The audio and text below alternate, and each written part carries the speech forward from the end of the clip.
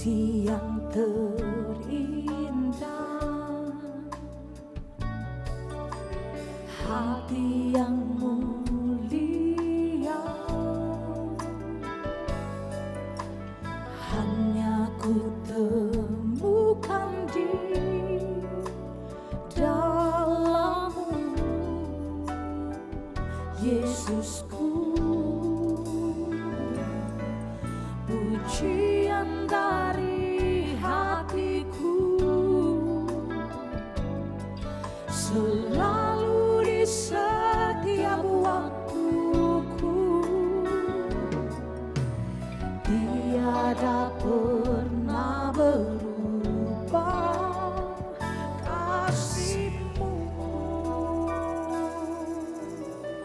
Katakan kasih yang terindah. Kasih yang terindah,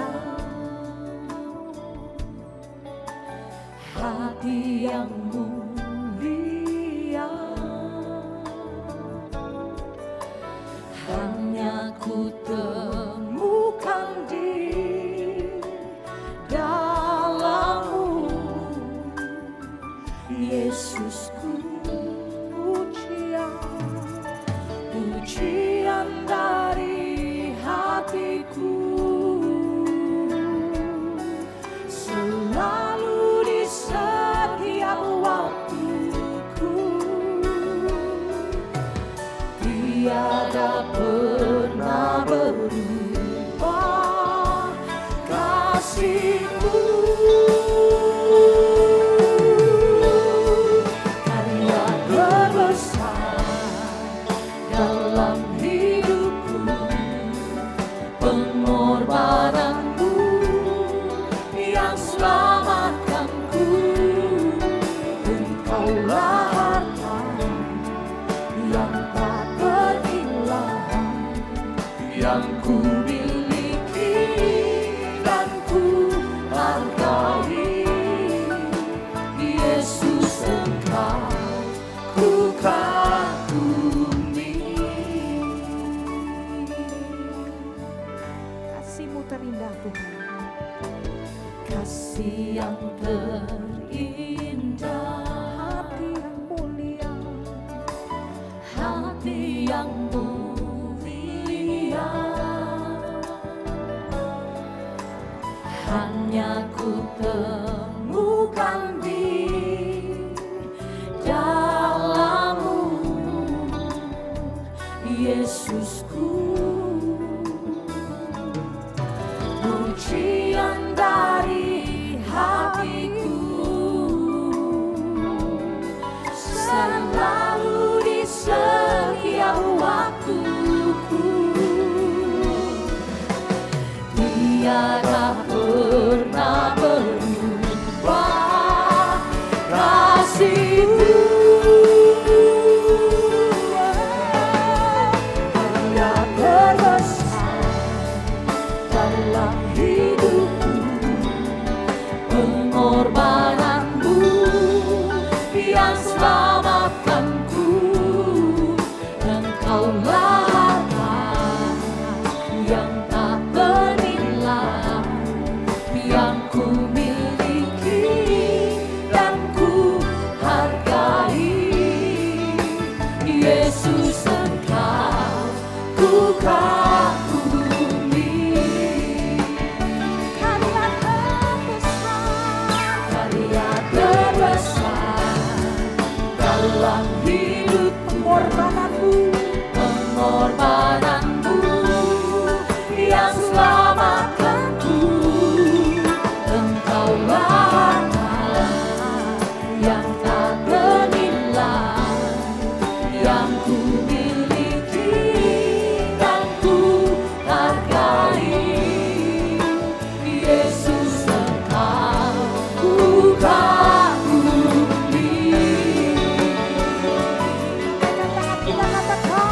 Karya terbesar dalam hidupku, pengorbananmu yang selamatkanku. Engkaulah yang tak ternilai, yang ku miliki dan ku hargai. Yesus Engkau ku kagumi. Muliakan hati kita, angkat suara kita. Berbesar dalam hidupku, pengorbananmu yang selamatkanku. Engkaulah yang tak ternilai, yang ku miliki dan ku hargai. Yesus Engkau ku kagumi. Yesus Engkau ku kagumi. Yesus Engkau ku kagumi.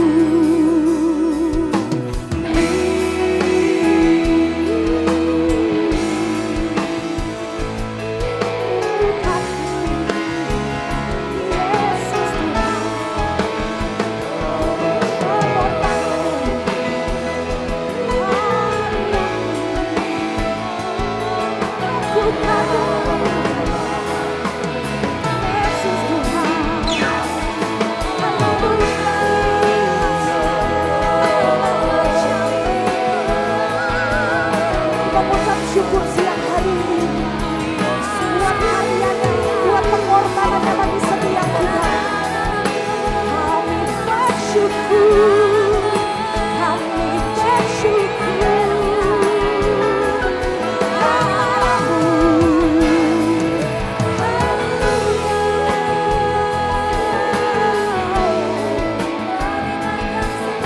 Terima kasih, kami bersyukur.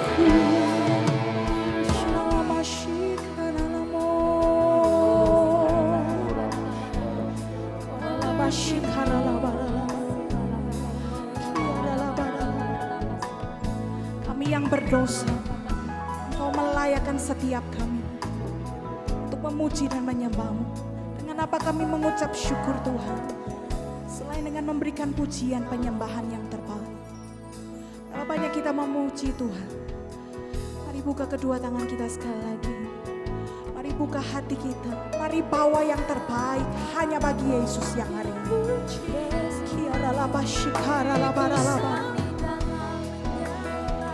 Kami puji nama-Mu, kami sembah Engkau Yesus dengan segenap hati kami, dengan segenap hidup kami.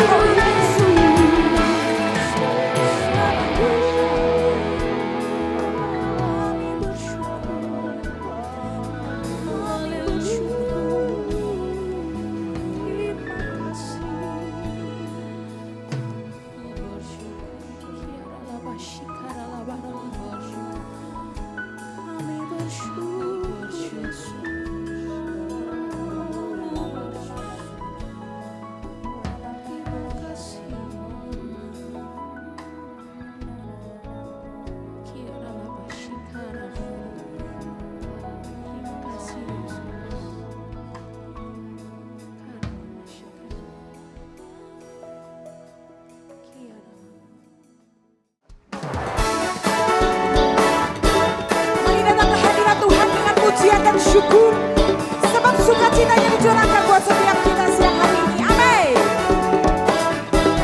Sama-sama katakan.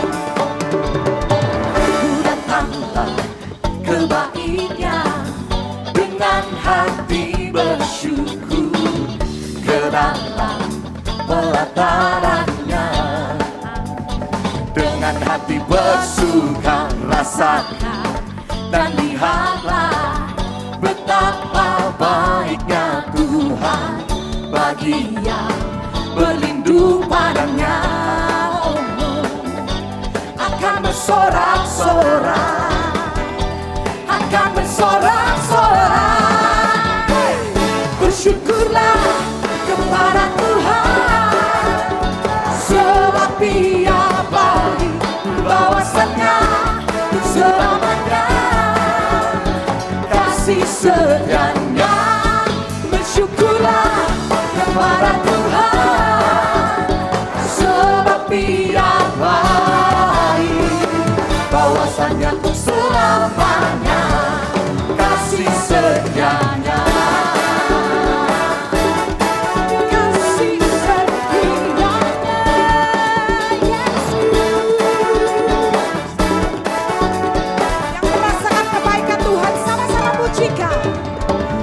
Datanglah kebaiknya dengan hati bersyukur ke dalam pelatarannya. Dengan hati bersuka, dengan hati bersuka, rasakan dan lihatlah betapa baiknya Tuhan bagi yang berlindung padanya. Oh, akan bersorak-sorai, akan bersorak-sorak, oh akan bersorak-sorak. Oh, bersyukurlah kepada Tuhan, sebab Dia baik, bahwasannya untuk selamanya kasih setianya. Bersyukurlah kepada Tuhan, sebab Dia baik, bahwasannya untuk selamanya kasih setianya. Bersyukurlah, oh bersyukurlah, sambil tepuk tangan ke atas sama-sama Bapak Ibu Saudaraku. Sebab Dia baik, oh bahwasannya untuk selamanya kasih setianya. Oh bersyukurlah kepada Tuhan, sebab Dia baik, bahwasannya untuk selamanya kasih setianya. Bahwasannya untuk selamanya, oh bahwasannya untuk selamanya, bahwasannya untuk selamanya kasih setianya. Kasih setianya. Mari Bapak Ibu Saudaraku sama-sama katakan bersyukurlah. Oh bersyukurlah, sorak-sorai buat Tuhan kita.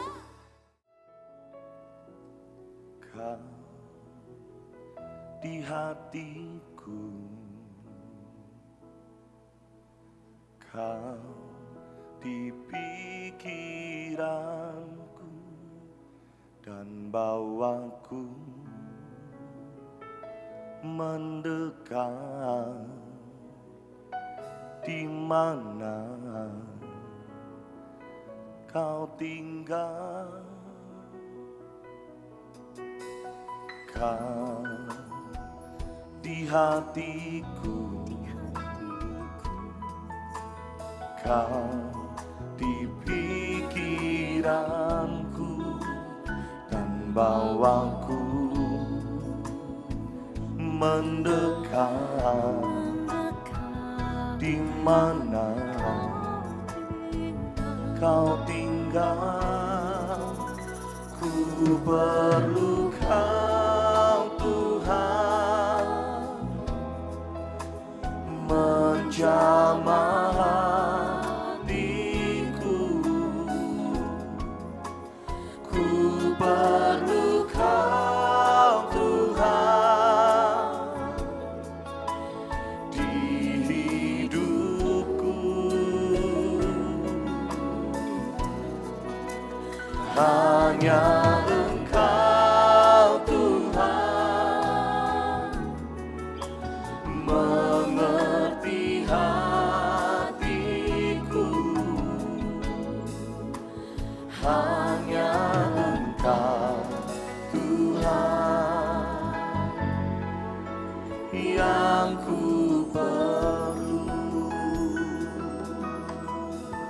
bersama-sama katakan kau di hatiku. Kau di hatiku. Amin Tuhan. Kau di pikiranku dan bawaku mendekat di mana kau tinggal. Kau di hatiku. Kau di hatiku. Kau di pikiranku dan bawaku mendekat di mana kau tinggal. Ku perlu kau Tuhan, menjamah hatiku. Ku perlu kau Tuhan di hidupku. Hanya Engkau Tuhan mengerti hatiku.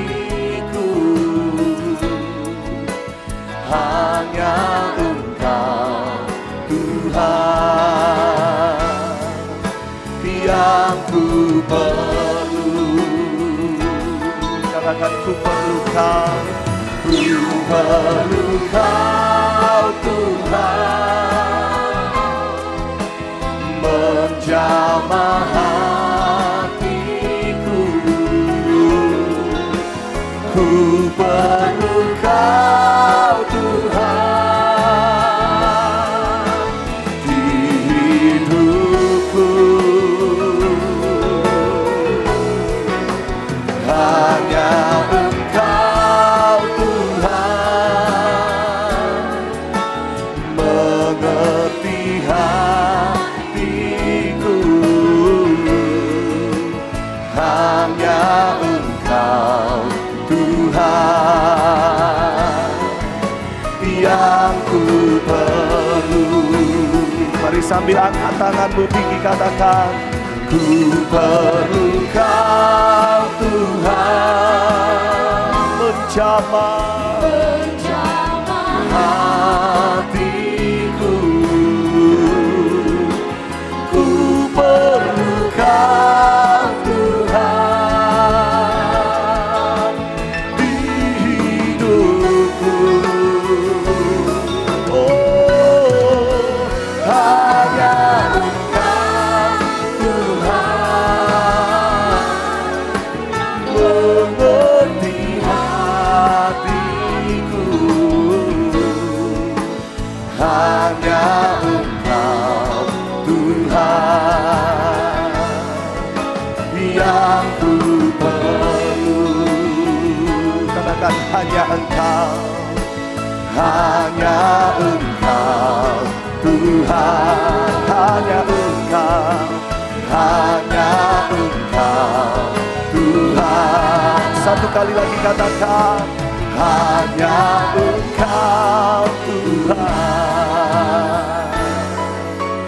yang ku perlu.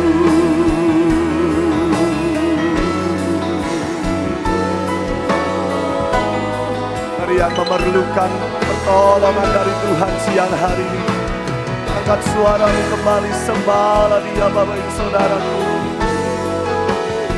Percaya, haleluya, kami perlukan, kami berharap kepadamu. Engkau yang ku perlukan.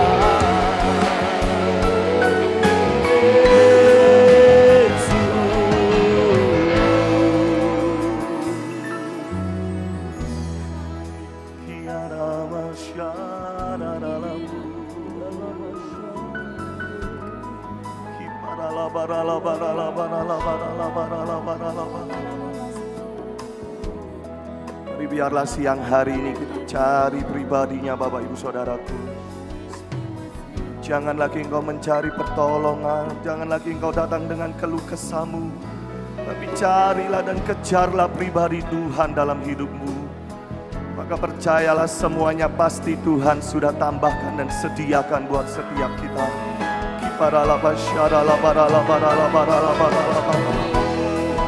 Biarlah siang hari ini engkau temukan Tuhan.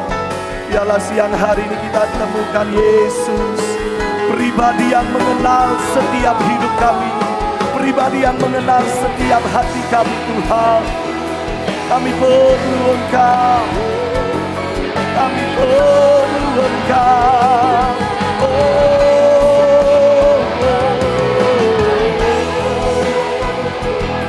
Haleluya. Ya Masyaallah.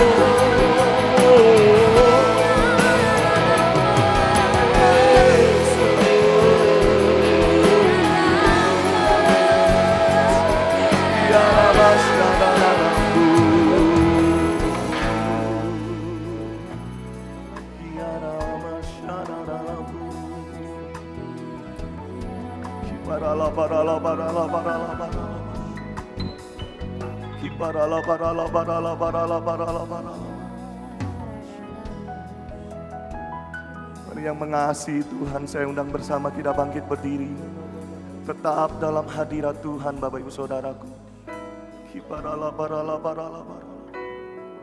Mari sejenak bersama buka kedua tangan kita, naikkan syukurmu kepada Tuhan.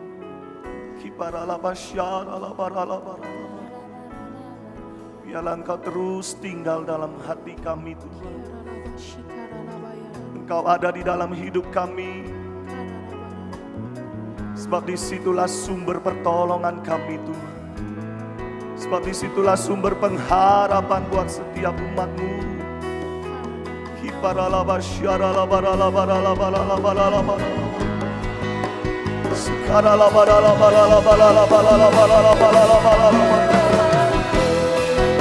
Biarlah ambil satu komitmen siang hari ini. Tetaplah setia, tetaplah jadikan Tuhan yang terutama dalam hidupmu. Andalkan Yesus, andalkan Tuhan.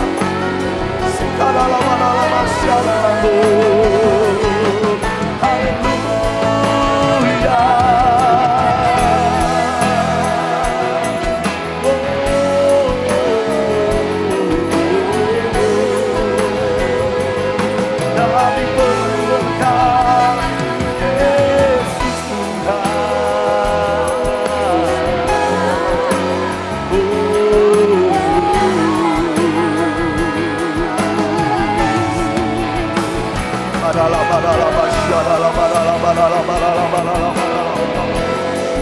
Percaya Engkau sudah hadir buat setiap kami. Engkau melawat setiap kami. Engkau memulihkan setiap hidup kami. Engkau menyembuhkan sakit kami. Engkau menolong setiap kami. Bahkan Engkau memberkati kami Tuhan. Oh, Yesus, Yesus, Yesus. Mari bersama katakan, ku perlu Kau, ku perlu Kau Tuhan,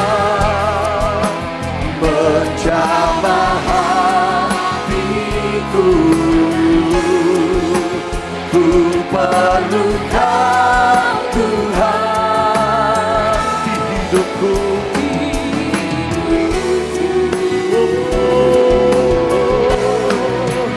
Hanya Engkau Tuhan mengerti hatiku. Hanya Engkau Tuhan yang ku perlu. Mari bersama angkat tanganmu, katakan, ku perlu Kau Tuhan, menjamah hatiku.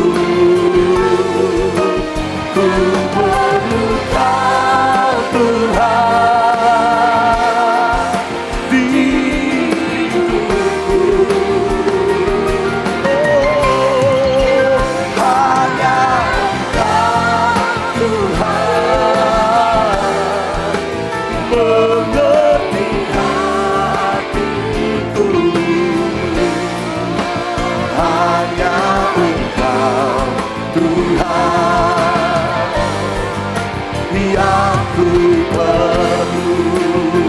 Katakan hanya Engkau, hanya Engkau Tuhan, hanya Engkau, hanya Engkau Tuhan. Sekali lagi katakan hanya Engkau Tuhan yang ku perlu.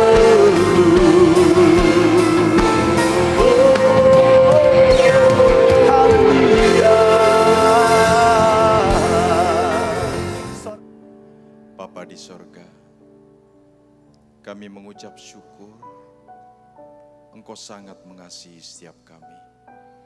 Kau himpunkan kami di dalam hadirat Allah. Kami perlu Tuhan, pertolongan kuat kuasa-Mu. Kami perlu firman-Mu Tuhan. Kami akui banyak kekurangan dan kelemahan kami. Ampuni dosa kesalahan kami ya Bapa. Urapi setiap kami yang hadir di tempat ini. Penuhkan kami dengan roh-Mu yang kudus, roh yang menyertai setiap kami, mengingatkan dan mengajar setiap kami. Engkau juga mengurapi hamba firman-Mu, sampaikan isi hati-Mu Tuhan.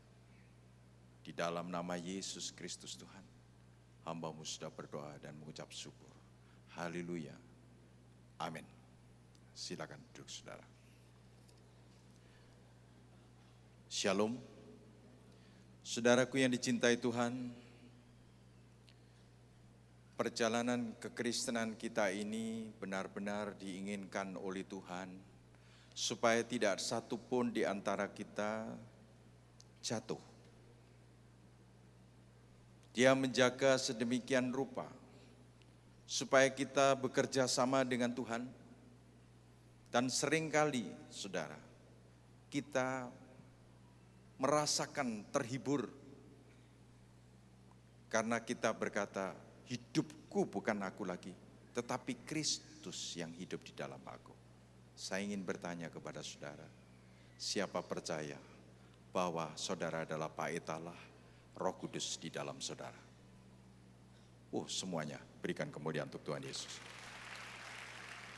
Nah, yang diinginkan oleh Tuhan adalah kita mengalami finishing well. Di dalam melewati seluruh pergumulan, persoalan yang diizinkan terjadi selama kita menumpang di bumi ini. Dia menyertai saudara, dan dia rindu saudara dan saya itu mengikuti kehendaknya. Tidak membuka peluang untuk si jahat itu menguasai kita. Memang saudara, idealnya itu kalau hidupku bukan aku lagi tapi Kristus yang hidup di dalam aku, itu ada pada saudara dan saya, itu si jahat tidak akan bisa menjamah saudara.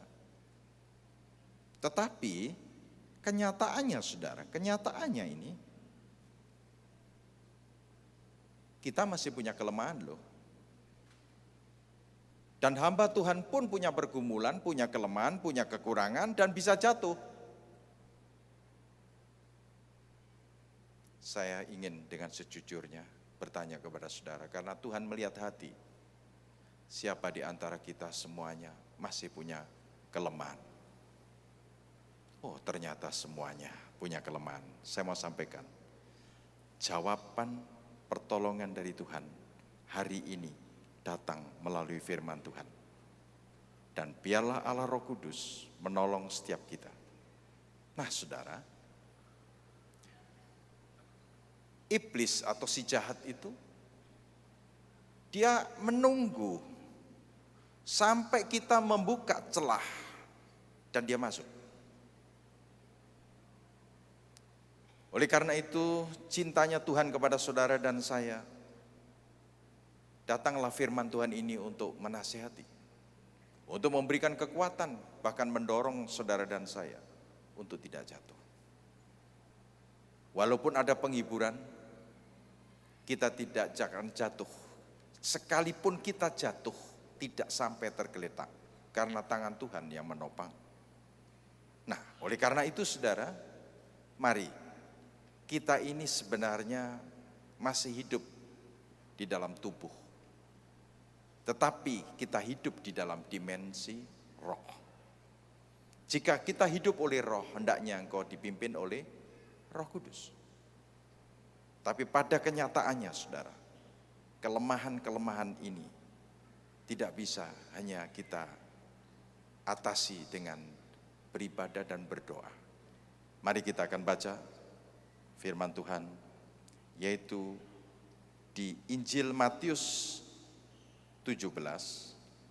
Injil Matius pasal 17 ayat 19 sampai 21.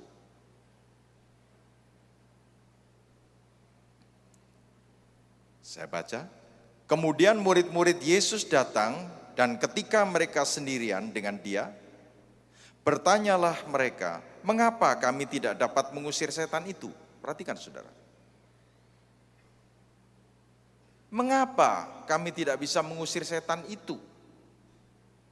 Lalu ia berkata kepada mereka, karena kamu kurang percaya.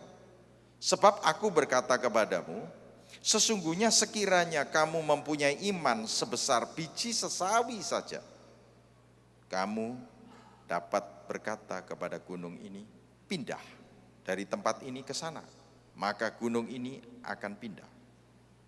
Dan takkan ada yang mustahil bagimu. Nah saudara, lalu ayat 21, perhatikan, ini masalah dan ini nasihat dan jawabannya. Mari kita baca sama-sama 21. 1, 2, 3. Keras. Jenis ini tidak dapat diusir kecuali dengan berdoa dan berpuasa.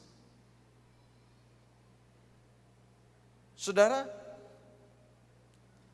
berdoa dan berpuasa itu ternyata untuk orang percaya itu mutlak. Tuhan Yesus saja berpuasa saudara, 40 hari, 40 malam. Dan itu satu keteladanan yang luar biasa.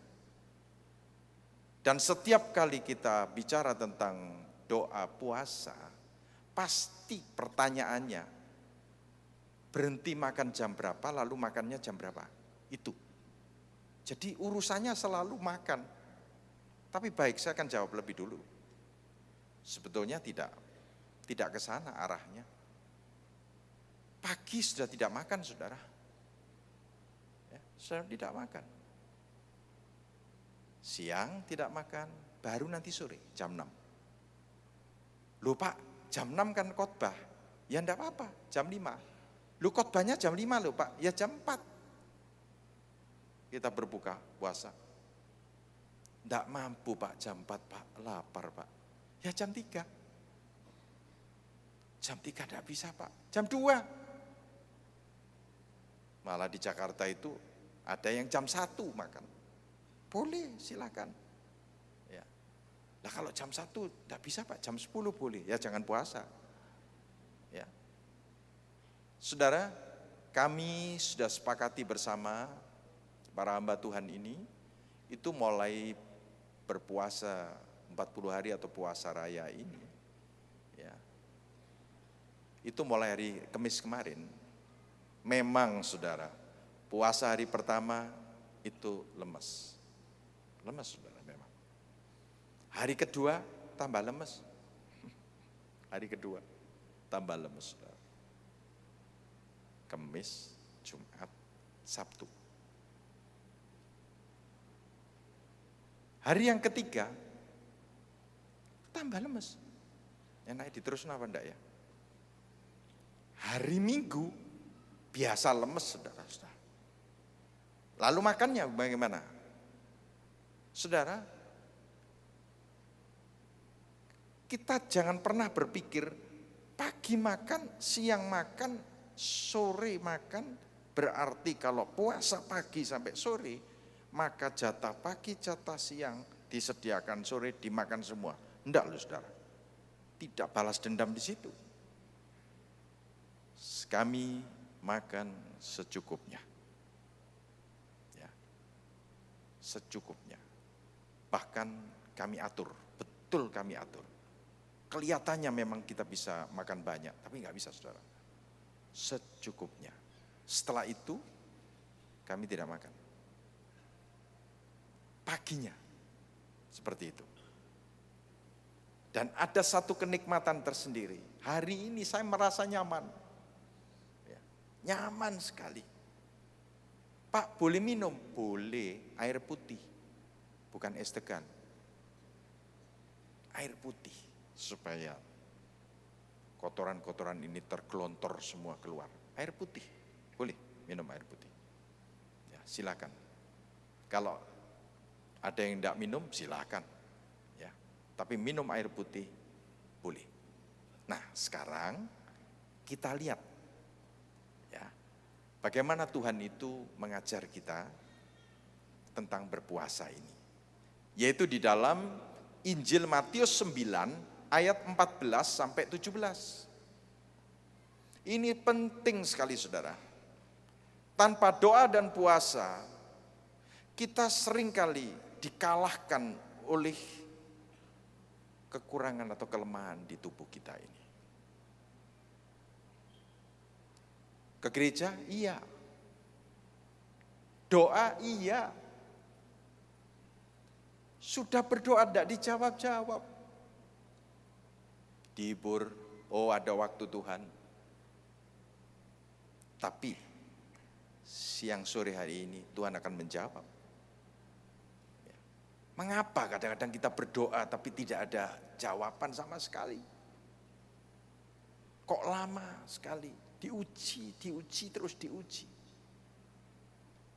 Kami semua rindu, kami berdoa dan Tuhan segera mendengar dan mengabulkan doa. Mari kita akan buka Alkitab kita di dalam Injil Matius 9 ayat 14 sampai 17. Kemudian datanglah murid-murid Yohanes kepada Yesus dan berkata, "Mengapa kami dan orang Farisi berpuasa, tetapi murid-muridmu tidak?" Jawab Yesus kepada mereka, "Dapatkah sahabat-sahabat mempelai laki-laki berduka cita selama mempelai itu bersama mereka? Tetapi waktunya akan datang mempelai itu diambil dari mereka, dan pada waktu itulah mereka akan berpuasa."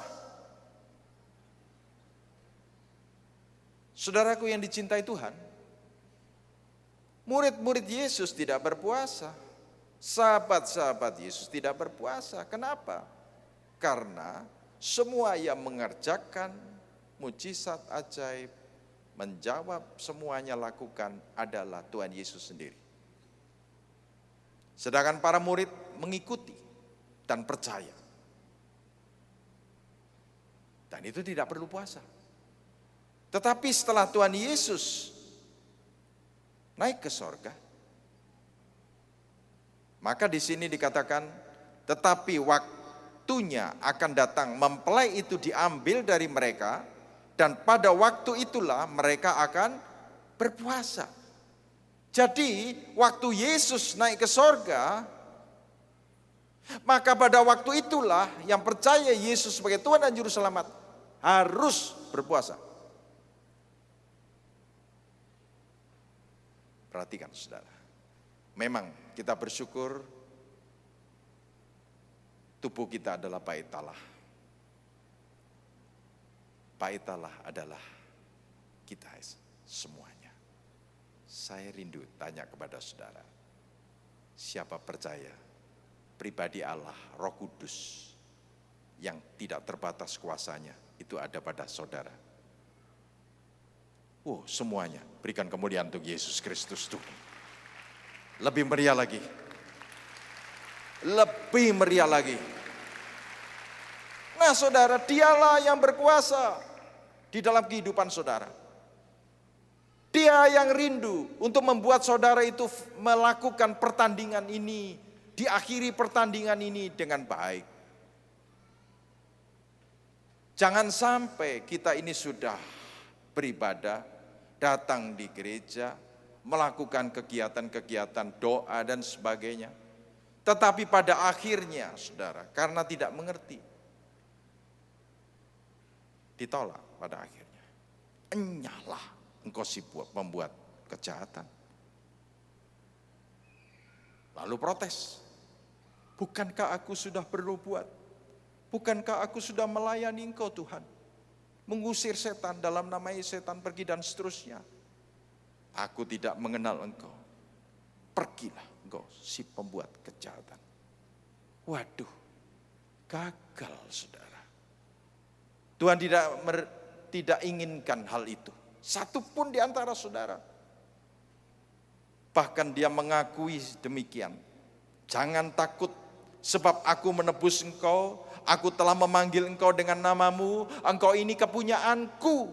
Oleh karena itu dia sangat bertanggung jawab terhadap saya dan saudara. Untuk kelemahan-kelemahan tubuh. Yang mana ada campur tangan si jahat. Yang ingin menggagalkan pertandingan ini. Ini sudah bukan waktunya lagi main-main saudara. Sudah bukan waktunya lagi main-main. Alkitab katakan ukuran yang luar biasa di dalam Injil Yohanes 3 ayat 30. Ia harus makin besar, tetapi aku harus makin kecil. Saya ulangi, ia Tuhan Yesus, Allah Roh Kudus di dalam saudara harus makin besar, tetapi aku harus makin kecil. Ulangi perkataan saya, ia harus makin besar, aku harus makin kecil. Sekali lagi, ia harus makin besar, tetapi aku harus makin kecil. Ulangi lagi, ia harus makin besar, tetapi aku harus makin kecil. Saat itulah kuasa Allah bekerja luar biasa. Nah saudaraku yang dicintai Tuhan, lanjut. Tetapi waktunya akan datang mempelai itu diambil dari mereka dan pada waktu itulah mereka akan berpuasa. Ayat 16 dari Injil Matius 9. Tidak seorang pun, perhatikan saudara, menambalkan secarik kain yang belum susut pada baju yang tua. Karena jika demikian, kain penambal itu akan mencabik baju itu, lalu makin besarlah koyaknya. Perhatikan saudara.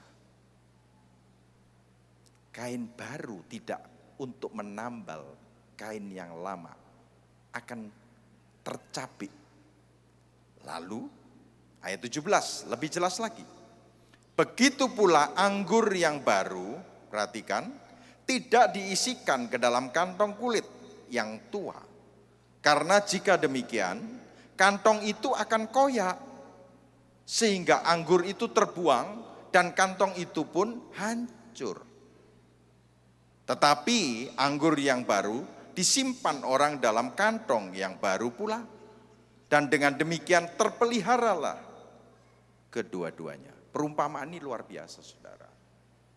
Jika kita sudah lahir baru, kita ini ciptaan baru, yang lama sudah berlalu, yang baru sudah datang. Anggur baru adalah Allah Roh Kudus. Kantong adalah kita. Apakah kita ada kehidupan lama yang masih ada? Nah saudara, itu jelas sekali di dalam firman ini, yaitu tertulis di dalam 2 Korintus 5 ayat 4-5. 2 Korintus 5 ayat 4-5, perhatikan. Dan ini terjadi. Dan inilah yang terjadi. Saudaraku yang dicintai Tuhan. Hamba Tuhan pun tidak kebal dosa saudara. Saya juga punya kekurangan, saya punya kelemahan, saya juga menghadapi masalah seperti saudara. Oleh karena itu saudara, firman ini datang juga untuk para hamba Tuhan. Untuk senantiasa berjaga-jaga, bahkan berdoa dan berpuasa. Bukan hanya puasa raya saudara. Di dalam 1 minggu kami mengambil beberapa hari untuk puasa. Apalagi ada pelayanan. Tidak mampu tanpa doa dan puasa. Nah, saudara, ini kenyataannya.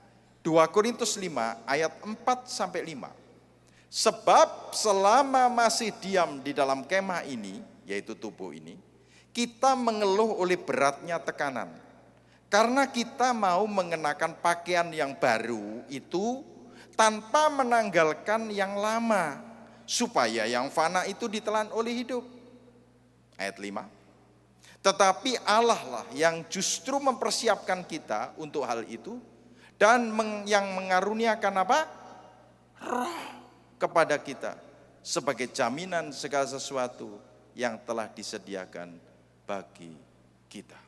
Itu masalahnya, saudara. Sebenarnya kita adalah ciptaan baru. Yang lama sudah berlalu, yang baru sudah datang. Ini yang kita jaga, saudara. Tapi seringkali kita buka peluang. Sekali lagi, kita buka peluang.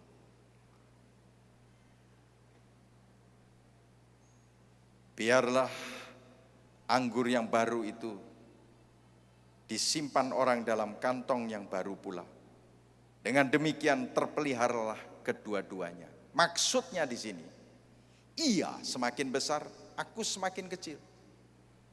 Jika engkau hidup oleh roh, hendaknya engkau dipimpin oleh roh. Tidak tahukah bahwa tubuhmu adalah bait Roh Kudus? Nah, saudara, dari sinilah kita tahu memang ada bagian-bagian yang Tuhan lakukan, ada bagian-bagian yang kita lakukan. Di dalam pergumulan seringkali kita tidak mampu untuk melakukannya. Seringkali kita dibawa pada stres. Ya, tidak bisa dipungkiri, saudara. Jangan stres, tapi stres. Tetapi itu semua lewat. Sekarang saya tanya dengan sejujurnya. Siapa di antara saudara mengalami ketidakmampuan, tapi kenyataannya semua lewat karena pertolongan Tuhan? Oh, semuanya, berikan kemuliaan untuk Tuhan. Semuanya. Nah, itulah Tuhan. Itulah Tuhan. Oleh karena itu, saudara, berikanlah diri saudara untuk benar-benar kita menjaga hati kita. Tempat persemayaman Allah di dalam roh ini. Di luar sana, saudara, di luar sana, itu orang yang tidak percaya Tuhan saja. Ya, manusia ini diciptakan serupa dengan gambar Tuhan. Di situ digambar kita, huruf besar. Ada pikiran, ada hati nurani. Nah, di dalam hati nurani ada intuisi namanya. Tatkala si jahat menawarkan sesuatu, yaitu dosa, maka hati nurani itu akan jujur mengatakan tidak.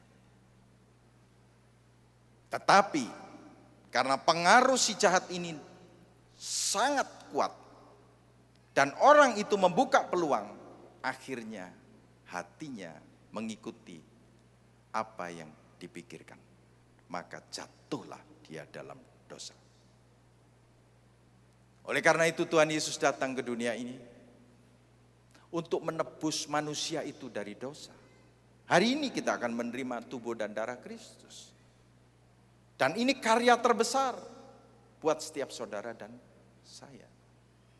Nah, saudaraku yang dicintai Tuhan, saya beberapa waktu yang lalu, tahun 90-an begitu, saudara. Pada waktu saya akan melayani pekerjaan Tuhan, ini agak, mungkin saudara merasakan kok putus dengan khotbah. Tapi saya harus ceritakan hal ini. Ternyata ada satu adegan yang dilakukan oleh guru sekolah minggu, dan guru sekolah minggu itu naik ke stage dan memanggil muridnya. Ada anak kecil, noni-noni, dia pakai rok pettikut. Saudara, kalau seusia saya tahu barangkali, pettikut itu roknya yang begitu. Ya. Kalau seusia saya tahu mungkin, karena jarang sekarang dipakai pettikut itu. Lalu ditanya, Tuhan Yesus itu menurutmu nak seperti apa? Dia jawab, Tuhan Yesus seperti Bapakku. Oh ya? Bapakmu sebagai apa nak? Atau jadi apa nak?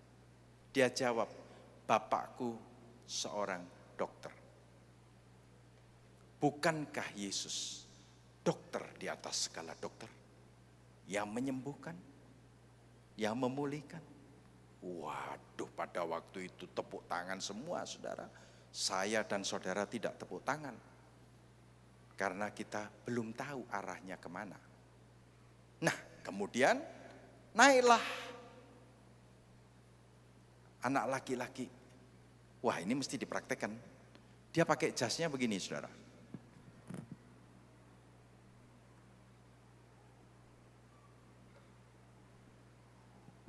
Nah, ditutup begini, naik. Wah, anaknya tampan, saudara. Ya, anaknya tampan. Lalu ditanya, nah, menurut kamu Tuhan Yesus itu seperti apa? Dia jawab, seperti Bapakku. Bapakmu jadi apa nak? Dia jawab, Bapakku adalah seorang kontraktor bangunan. Bukankah Tuhan Yesus, dia membangun, membuat semuanya menjadi baik. Wah, tepuk tangan lagi saudara. Dan saya tidak tepuk tangan. Saya belum tahu goalnya kemana. Saudara juga tidak tepuk tangan. Tentunya sama dengan saya. Lah, yang terakhir ini saudara, saya kaget. Ada anak kecil yang menurut saya, wah ini kok enggak pantas gitu loh. Dia pakai celana pendek, rambutnya maaf, awut-awut. Lalu umbelen saudara. Ada ingusnya loh. Enggak pakai sepatu, langsung naik, lari ke mimbar. Saya katakan, loh, anaknya sapa ujul. Dia naik saudara. Tahu-tahu ditanya, saya tidak tahu kalau dia itu memakai, tiga anak tadi itu memakai wireless ya. Saya tidak tahu. Lalu dia ditanya, nah Tuhan Yesus itu menurut kamu seperti siapa? Dia katakan, seperti Bapakku. Terus Bapakmu?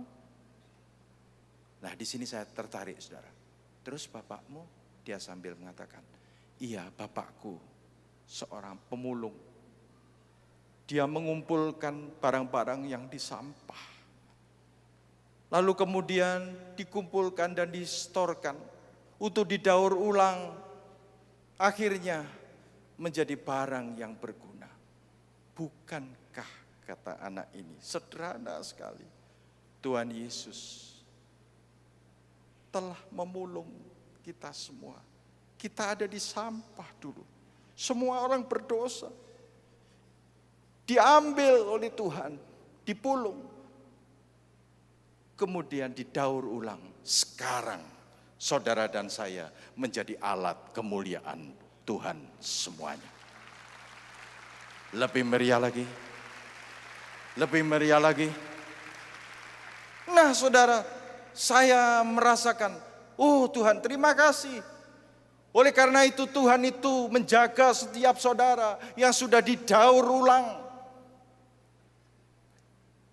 Yang dulu kehidupannya masa lalu jelek saudara. Saya pun jelek. Sudah ditebus, harganya sudah dibayar. Muliakanlah Allah dengan tubuhmu. Nah saudara, saya baru mengerti apa maksud daripada adegan ini. Bapa di sorga, dalam nama Yesus, rindu semua saudara mengalami finishing well. Sekali lagi, menyertai pertandingan dan berakhir dengan kemenangan. Finishing well. Segala puji hormat kemuliaan bagi Yesus Kristus. Nah, saudara, sekarang itu perlu dengan doa dan puasa. Sekarang secara rohani, tadi secara jasmani, memang saudara, saya akan jelaskan secara rohani. Puasa yang benar itu bagaimana, puasa yang salah itu bagaimana. Saya akan sampaikan dulu puasa yang salah. Ya, yang sering kita lakukan dan saya pernah juga salah. Yaitu di dalam kitab Yesaya 58 ayat 3 sampai dengan ayat 5. Ini puasa yang salah. Dan saudara cocokkan? Saya percaya kalau saya pernah ngalami, saudara pasti ngalami juga. Ya, saya baca. Mengapa kami berpuasa dan engkau tidak memperhatikan juga? Mengapa kami merendahkan diri dan engkau tidak mengindahkan juga? Sesungguhnya pada hari puasamu, engkau masih tetap mengurus urusanmu dan kamu mendesak-desak semua buruhmu. Sesungguhnya kamu berpuasa sambil berbantah dan berkelahi serta memukul dengan tinju, dengan tidak semena-mena, dengan caramu berpuasa seperti sekarang ini, suaramu tidak didengar di tempat tinggi. Sungguh-sungguh inikah berpuasa yang ku kehendaki, kata Tuhan. Dan mengadakan hari merendahkan diri, jika engkau menundukkan kepala seperti gelagah, dan membentangkan kain karung dan abu sebagai lapik tidur. Sungguh-sungguh itukah yang kau sebutkan berpuasa, mengadakan hari yang berkenan kepada Tuhan? Jawabannya saudara, pada ayat 6 hanya satu kata. Ayat 6, jawabannya bukan. Itulah puasa yang salah. Bukan itu. Lalu yang benar bagaimana Tuhan? Nah, ini saudara nasihatnya secara rohani, maka bukan soal makan jam berapa, berhenti jam berapa, ya. Tetapi ini yang kita harus lakukan. Sebab puasa itu mutlak buat setiap orang percaya. Sungguh saudara, karena kedatangan Tuhan itu sudah amat sangat dekat. Untuk menghibur saudara, seringkali saya mengatakan dari mimbar ini, saya berdoa kepada Tuhan agar saudara semuanya bersama dengan keluarga diberikan panjang umur dan diberkati Tuhan. Diberikan panjang umur dan diberkati Tuhan. Amin. Tetapi saudara, kedatangan Tuhan tidak melihat umur. Begitu dia datang, maka semuanya harus siap. Jujur saudara, setiap saya bangun pagi, kalau saya masih bisa bangun, saya mengucap syukur, berarti saya ada kesempatan. Tapi Tuhan datang seperti pencuri. Oleh karena itu, finishing well yang diharapkan oleh Tuhan itu harus terpenuhi di dalam setiap saudara. Nah sekarang bagaimana puasanya? Penting saudara, penting sekali di sini. Yesaya 58 ayat 6, berpuasa yang ku kehendaki ialah supaya engkau membuka belenggu-belenggu kelaliman. Saya ulangi. Berpuasa yang ku kehendaki ialah supaya engkau membuka belenggu-belenggu kelaliman. Seringkali saudara dan saya itu melakukan doa puasa itu begini. Aku ini berpuasa untuk anakku. Aku berpuasa untuk rumah. Aku berpuasa untuk menantuku. Ternyata berpuasa ini bukan untuk itu, saudara. Tapi berpuasa itu untuk diri kita. Perhatikan saudara, supaya engkau membuka belenggu-belenggu kelaliman. Kelalimannya siapa? Jawabnya, kelalimanku. Kelaliman saudara. Kita ini lalim loh saudara. Seringkali lalim. Tidak menyadari ya, bahwa seringkali lalim. Lalim itu apa sih? Sewenang-wenang. Dulu belum punya, sekarang sudah punya. Sewenang-wenang terhadap orang. Dulu tidak jadi apa-apa, setelah jadi apa-apa, sewenang-wenang terhadap orang. Itu lalim. Melalui doa puasa ini saudara, ini hambatan-hambatan, kuasa Allah tidak bisa bekerja. Ia harus semakin besar, aku harus semakin kecil. Tetapi ini aku yang besar, dia semakin kecil. Di gereja ia melayani, ia kelihatannya.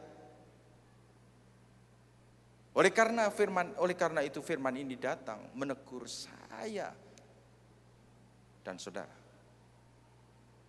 Karena cintanya kepada saudara dan saya. Supaya bisa menyelesaikan pertandingan ini dengan baik. Saya teruskan. Berpuasa yang ku kehendaki ialah supaya engkau membuka belenggu-belenggu kelaliman. Tuhan, tolong Tuhan. Aku seringkali lalim. Melalui doa puasa itu, maka dibuka semua belenggu-belenggu kelaliman, dilepaskan. Siapa di sini rindu, saudara semua ditolong Tuhan, dilepaskan dari segala ikatan yang tidak baik. Semuanya, berikan kemuliaan untuk Tuhan. Berikan kemuliaan untuk Tuhan. Jawabannya, saudara harus berpuasa. Harus berpuasa. Karena ini ketentuan dari Tuhan. Lalu saya teruskan. Dan melepaskan tali-tali kuk.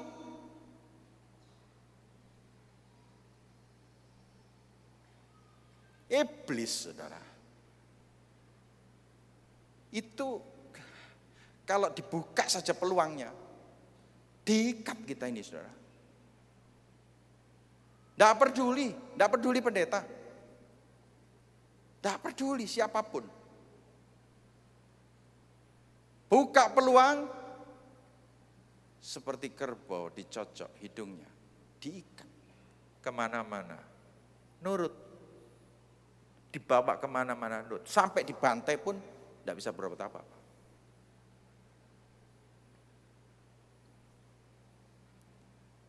Saya percaya saudara bisa menangkap hal ini.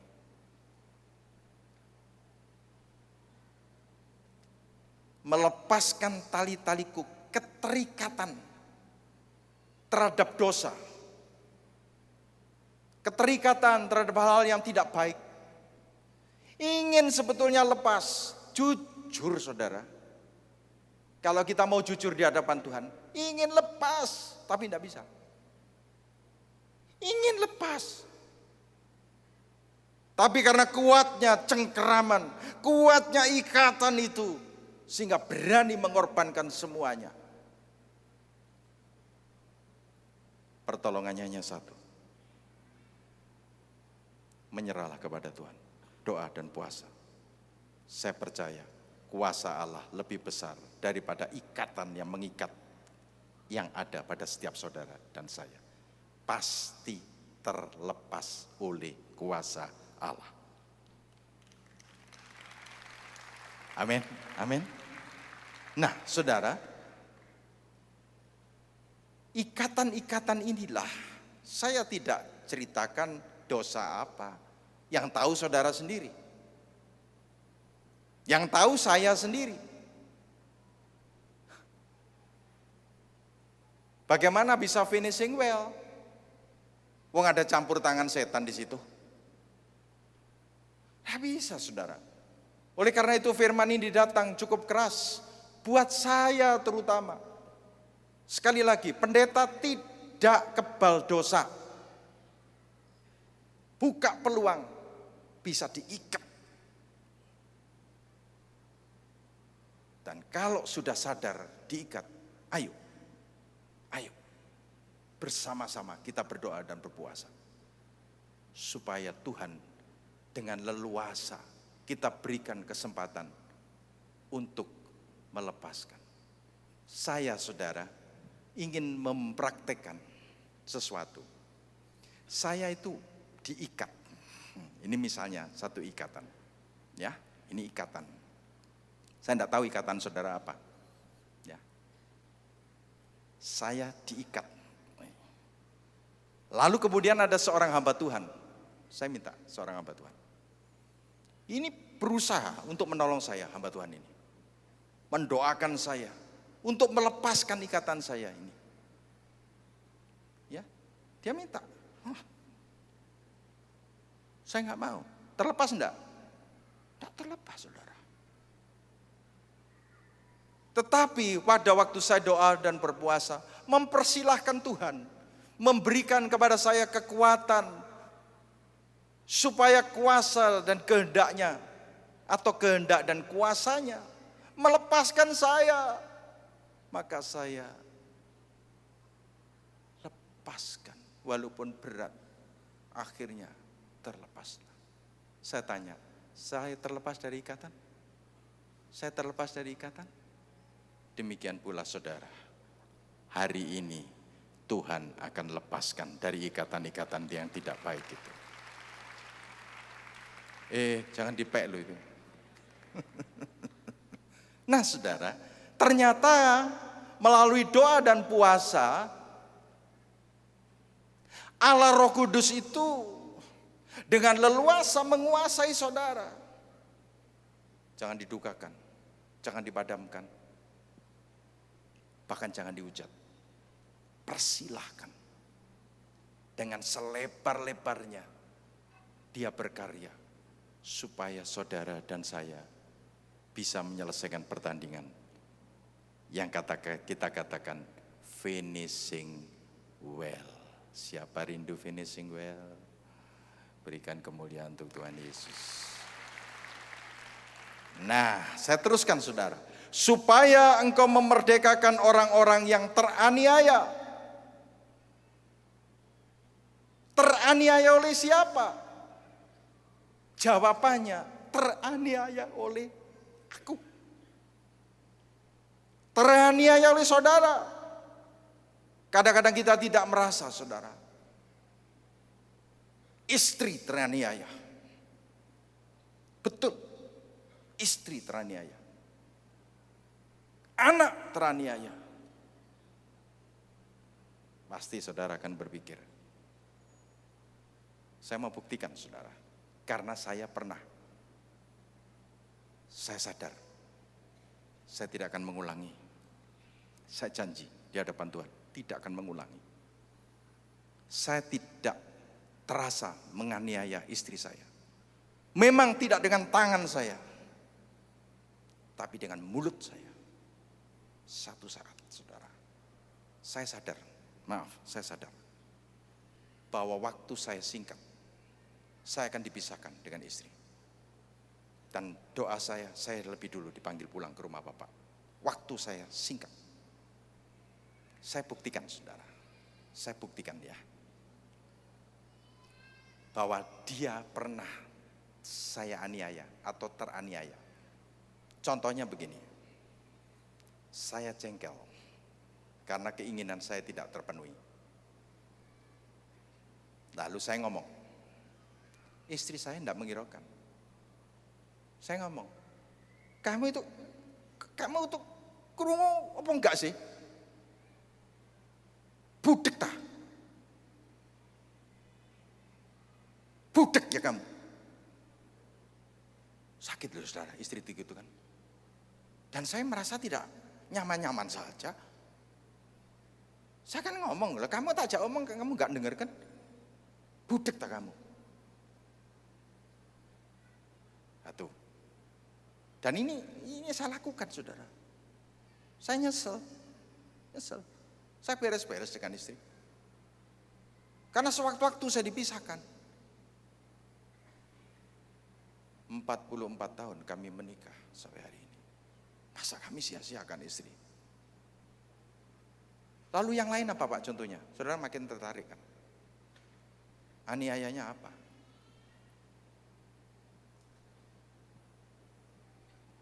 Aku iki nyesel. Ambek kamu itu nyesel aku. Mana keluargaku? Aku gak pernah tahu membantu keluargaku. Aku membantu keluargamu tak. Ngertilah. Sakit loh saudara, istri gitu kan. Sakit loh. Sakit. Dan dia hanya bisa menangis. Saya tidak tahu saudara pernah menganiaya apa. Saya tidak tahu, sadari sekarang. Melalui doa dan puasa ini, hendaknya engkau memerdekakan orang yang teraniaya. Mungkin itu istrimu, anakmu, atau orang lain. Dan mematahkan setiap kuk. Hanya melalui doa dan puasa. Saudaraku yang dicintai Tuhan. Saya rindu, saya bisa mengakhiri pertandingan ini dengan baik. Saya juga rindu semuanya. Saudara yang hadir bersama dengan keluarga, saudara semua bisa mengakhiri pertandingan dengan baik. Sehingga saudara semuanya masuk surga bersama dengan Yesus. Amin. Saya teruskan saudara. Supaya engkau memecah-mecah rotimu bagi orang yang lapar. Dan membawa ke rumahmu orang miskin yang tak punya rumah. Saudara menolong orang. Berbuat baik. Ada yang sakit ya dibantu. Ada yang kesesakan ya ditolong. Kenapa saudara? Kita diselamatkan untuk menyelamatkan. Kita diberkati untuk menjadi berkat. Lakukan itu. Puji Tuhan. Kita semua belajar melakukannya. Apa yang bisa kita bantu, kita bantu. Apa yang bisa kita tolong, kita tolong. Sambil berdoa dan puasa. Aduh, enak saudara. Nah, ini yang rotok kurang enak saudara. Lanjutnya ini. Dan apabila engkau melihat orang telanjang, saya ulangi. Dan apabila engkau melihat orang telanjang, supaya engkau memberi dia pakaian, dan tidak menyembunyikan diri terhadap saudaramu sendiri. Pasti saudara akan menolak hal ini. Pak, saya tidak pernah lihat orang telanjang, Pak. Jujur, saya pernah lihat. Di mana? Di rumah sakit jiwa Porong. Pada waktu itu saya dengan keluarga harus besuk nyambangi karena ada saudara yang stres berat sehingga dimasukkan di situ. Tak tahu di rumah cuma begini saja saudara. Terus begini. Akhirnya diopname di sana. Pada waktu kami datang saudara, melewati lorong-lorong itu ada pagar besi. Saudara tahu, ada orang tanpa busana jalan. Enak lembean itu. Istri saya langsung, aduh pak, ikut lu pak. Saya lihat. Begitu kita lihat, dia tidak jalan, malah berhenti, lihat kita. Lalu saya tanya, pak, pada pak mantri namanya, ya, perawatnya itu, saya tanya, pak, itu kok enggak dikasih baju toh pak? Oh enggak mau, itu masih katanya masih stadiumnya itu masih berat. Itu ya biarkan begitu, nanti dikerangkeng kalau perlu. Kalau jalan-jalan ya enggak apa-apa. Tuh. Loh kok enggak dikasih baju kenapa pak? Belum bisa kalau dikasih baju. Kalau dikasih baju dia malah ngomong. Karena dia tidak merasa kalau gila. Lalu disadarkan misalnya, pak pakailah baju pak, bapak itu gila. Ya kamu yang gila. Nah itu loh, jadi ngadepi orang gila ya repot. Yang waras di kita gila. Lah, apa sekarang arti rohaninya ini? Apa kaitannya dengan cerita ini? Perhatikan saudara, saya sampaikan hal ini kepada saudara. Apabila engkau melihat orang telanjang, supaya engkau memberi pakaian. Maksudnya adalah, Saudara ingat ketelanjangan Adam dan Hawa? Setelah dia berbuat dosa, maka dia telanjang. Dia takut sama Tuhan. Kejatuhan dalam dosa. Misalnya, saudara, dalam gereja ini ada orang yang jatuh dalam dosa sehingga ada ketelanjangan masuk di sini. Apa yang saudara lakukan? Lalu saudara menoleh. Itu loh, itu yang telanjang, itu yang telanjang. Apa begitu? Di sini berilah pakaian, maksudnya tutuplah. Karena memang gereja ini atau semua gereja itu tempatnya orang gila, tempatnya orang sakit, tempatnya orang yang stres, tempatnya orang bangkrut. Begitu masuk di rumah Tuhan, semuanya dipulihkan dan diberkati dan diselamatkan dan terus diberkati dan terus diberkati dan terus diberkati, dan antara lain saudaralah dan saya produk daripada pemulihan itu. Segala puji hormat kemuliaan bagi Yesus Kristus. Jadi kalau ada di antara kita yang jatuh dalam dosa, berilah pakaian, maksudnya diam. Jangan dibicarakan. Karena telanjang itu pun dia sudah malu seharusnya. Karena orang melihat, itu sudah hukuman. Perkara dia ngomong aku enggak gila, itu urusan dia. Memang ada stadiumnya, saudara. Nanti kalau sudah sembuh, dia pakai baju sendiri, saudara. Kalau enggak percaya, silakan ke rumah sakit jiwa Menur. Belajar di sana. Tapi jangan masuk ke sana, nyambangi dok aja. Maka saudara akan tahu. Ini maksudnya, saudara. Tutup mulut. Berikan dia pakaian, maksudnya. Jangan dibicarakan. Tolonglah dia. Tolonglah dia. Orang jatuh dalam dosa itu perlu pertolongan. Siapa percaya bahwa Yesus memang datang ke dunia ini untuk mencari orang-orang yang berdosa dan akan dibebaskan melalui kuasa darah Yesus. Berikan kemuliaan untuk Tuhan Yesus. Amin. Pengampunan itu senantiasa ada dan terus ada. Tapi tidak otomatis. Harus bertobat dulu. Pengampunan memang disediakan. Sampai engkau dipanggil pulang ke rumah Tuhan. Disediakan. Tapi harus bertobat dulu. Kembali kepada Tuhan. Baru pengampunan itu kita terima. Jadi tidak otomatis. Tidak. Oleh karena itu doa dan puasa ini luar biasa. Saya teruskan saudara. Akibatnya. Ayat 8, ini luar biasa. Kalau saudara melakukan doa puasa, ya, sudah membuka belenggu-belenggu kelaliman, sudah enggak lalim lagi, melepaskan tali-tali kebiasaan-kebiasaan tidak baik, ya, memerdekakan orang teraniaya, menyadari bahwa kita menyusahkan orang lain, mematahkan setiap kuk, memecah-mecahkan roti, menolong orang lain, lalu memberi pakaian. Kalau ada orang telanjang, maksudnya jangan ceritakan tentang ketelanjangan seseorang. Luar biasa loh saudara. Ini pribadi Tuhan yang diajarkan kepada saudara. Pribadi Tuhan sendiri. Allah Roh Kudus memampukan saudara supaya dia bisa bekerja dengan leluasa kuasanya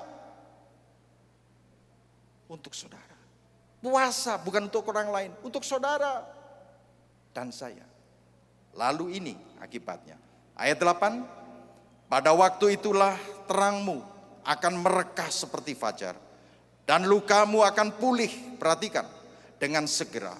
Kebenaran menjadi barisan depanmu dan kemuliaan Tuhan barisan belakangmu. Ayat 9 kita baca dengan keras. 1, 2, 3. Pada waktu itulah engkau akan memanggil dan Tuhan akan menjawab. Engkau akan berteriak minta tolong dan ia akan berkata, ini aku. Perhatikan saudara. Luar biasa. Baru kita berteriak minta tolong, Tuhan datang, ini aku. Apa yang kau minta? Disitulah jawaban doa itu ada. Oleh karena itu saudara, doa puasa ini luar biasa. Biasanya kita doa mentok, gak ada jawaban. Mentok, gak ada jawaban. Paling pol hiburannya, belum waktunya. Padahal dia yang bermasalah. Bagaimana terikat dengan dosa lalu berdoa untuk orang lain? Bagaimana? Lepas dulu. Perhatikan saudara. Kalau sudah doa puasa 40 hari, rasanya tidak bisa berhenti loh saudara. Karena nyaman. Nyaman sekali doa puasa itu. Belajar firman itu jelas sekali dibukakan. Jelas sekali. Dulu enggak ngerti, sekarang jadi mengerti. Mendengar firman Tuhan, mengerti. Luar biasa. Nah, saudaraku yang dicintai Tuhan, saya rindu untuk menyampaikan dua hal ini. Yang pertama, secara rohani, kuasa Allah itu bekerja dengan leluasa. Itulah jalan untuk saudara masuk di dalam finishing well, satu di antaranya, supaya kehendak Allah tergenapi. Itu secara rohani. Bagaimana secara jasmani? Saya mau tunjukkan buat saudara. Kalau saudara puasa, sudah dokter tidak laku saudara. Kenapa? Kolesterol turun dengan drastis. Asam urat turun dengan drastis. Berat badan, maaf, yang tadi 3 piring berhenti, 1 piring aja. Turun dengan drastis. Tubuh menjadi sehat. Rohani menjadi kuat. Siapa rindu, Tuhan akan lakukan seperti itu. Berikan kemuliaan untuk Yesus Kristus. Mari kita bangkit berdoa. Berdiri kita berdoa.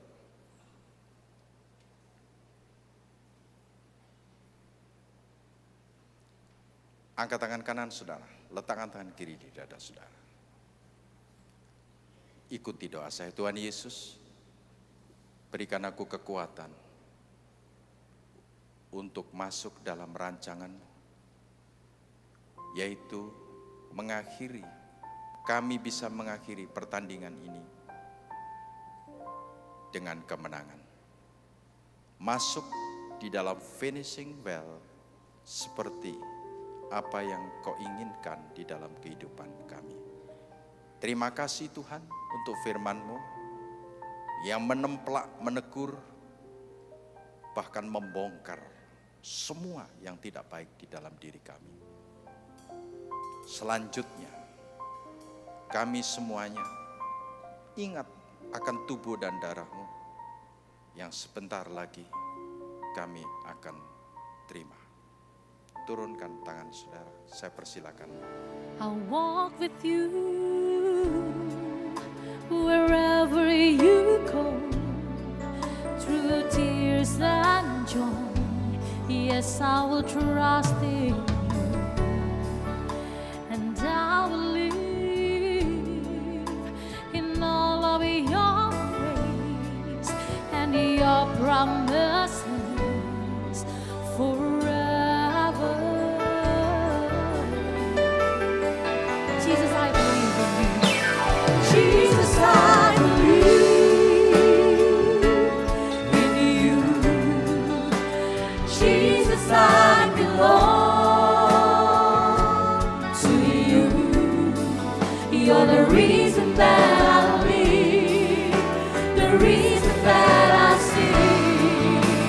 Jesus, I believe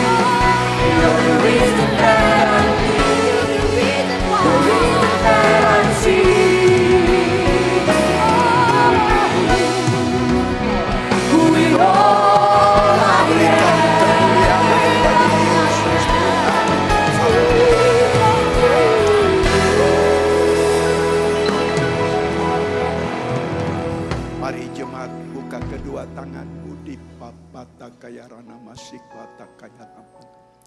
Jemaat yang dikasihi Tuhan, terimalah anugerah rahmat daripada Bapa, kasih-Nya dalam Yesus, kekuatan kuasa-Nya dalam Roh-Nya yang kudus, untuk terus menaungi, membimbing, menyertai dan memberkati kita semua sepanjang hari ini hingga Maranatha Yesus datang, bahkan sampai selama-lamanya. Dalam nama Yesus, semua yang percaya bersama-sama dengan saya berkata,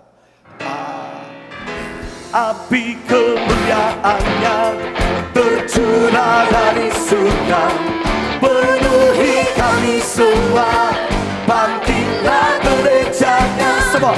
Api kemuliaannya tercurah dari surga, beritakan pada dunia bahwa Yesuslah Raja segala raja. Dengarkanlah suara nabi memanggil semua umatnya dari seluruh penjuru datang untuk menyembahnya. Dengarkanlah suara nabi memanggil semua umatnya. Gereja Tuhan bersatu mengangkat diri maju, bersiap maju jangan ragukan, Yesus pasti bangkit.